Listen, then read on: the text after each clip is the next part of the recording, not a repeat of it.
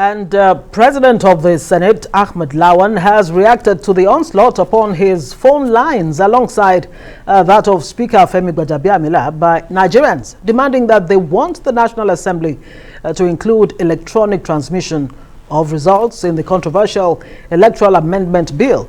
Lawan is asking that citizens focus more on calling their senators and House of Reps members, as the presiding officers will only have one vote each when the electoral bill is presented for passage.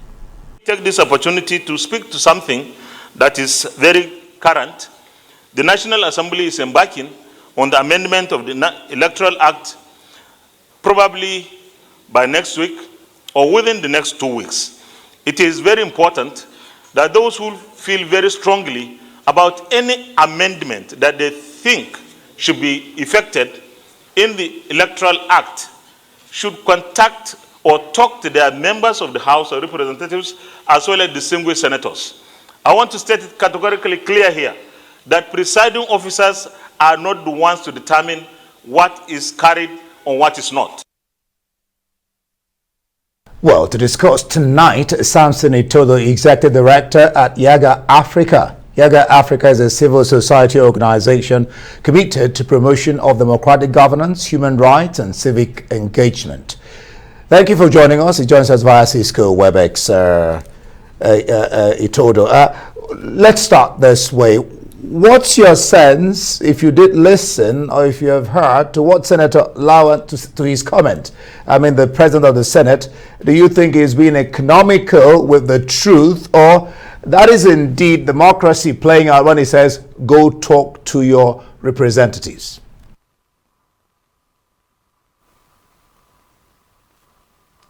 Well, I think that if the Senate President is committed to electoral reforms and committed to integrating citizens' views in the legislative process, then I think he should rejoice that citizens are calling his phones and that of presiding officers to air their views and make their position known on electoral amendments. So it's just democracy at play.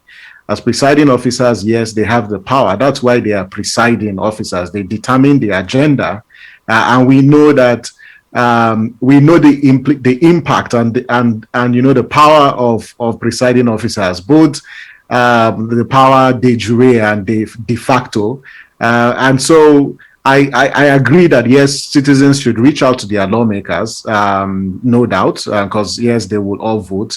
But as presiding officers, you know, they have the power to set the agenda.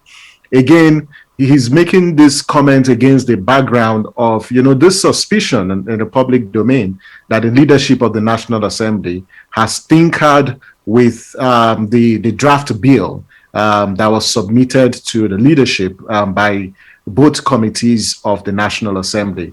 I think it just behoves on the leadership, you know, to tell Nigerians the truth and in their consideration of this bill, ensure that things like electronic transmission of the results, which citizens have canvassed for, are reflected in the bill. Things like reducing the limits of campaign expenditure, they should be reflected in the bill because these are issues that citizens have canvassed for. And thirdly, it's the point around, you know, the power to review declarations made under duress or under controversial circumstances.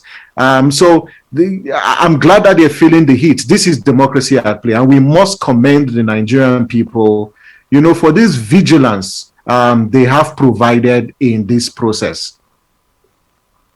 You talked about the electronic transmission of votes. That has become a major bone of contention. Some are alleging that a strange section has been smuggled into that expected electoral bill, Section 50, subsection 2, which completely outlaws transmission of votes electronically. If indeed that is the case, you know, by the time this bill comes out, or you know, it's passed into law, what do you think that means for the Electoral Act, or even for 2023? I mean, if we discard the electronic transmission. Well, I think that, we need to compartmentalize this conversation. And the first point is, currently, we are deploying technology for our elections. And in the value chain for electoral technology, you look at the component of voter registration. We have an electronic and biometric voter registration. And we also conduct electronic accreditation of voters using the smart card reader.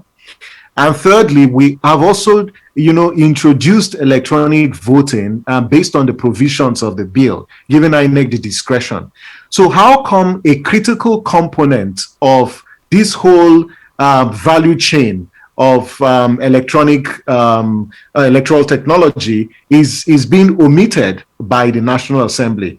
And that, says a lot, because the weakest link in our electoral process is the results transmission and the results collation process.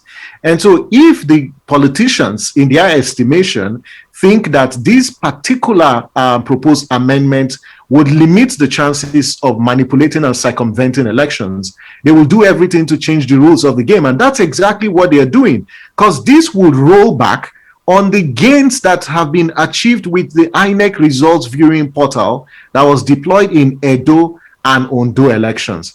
If the National Assembly does not include this in the final report and the final bill, what they would have told Nigerians and the entire world is to forget about credible elections in the 2023 as well as subsequent elections.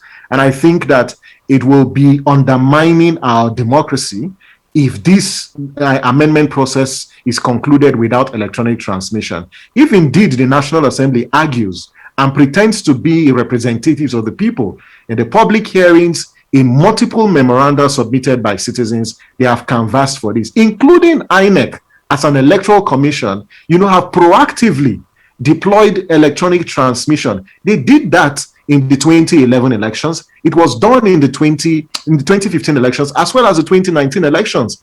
And Yiaga Africa did release in our report that in 65% of polling stations in the 2019 elections, INEC did transmit results from the polling stations using the smart card reader. And of course, if you look at Edo and Ondo, so opening up the process and making it accessible, for citizens to view the results real time is one way to inspire confidence in the electoral process at such a time when the turnout for voters in elections is declining, at such a time when there's polarization in the country. This is one demand that Nigerians have made, and I hope that their representatives who are in the National Assembly will hearken to them, if indeed they claim to be representatives of the people, except they have chosen to shy away from their responsibility. All right, thank you very much. Samson Itodo, thank you very much. Executive Director at Yiaga Africa. Yiaga Africa, like we said, is a civil society organization. Thank you so much.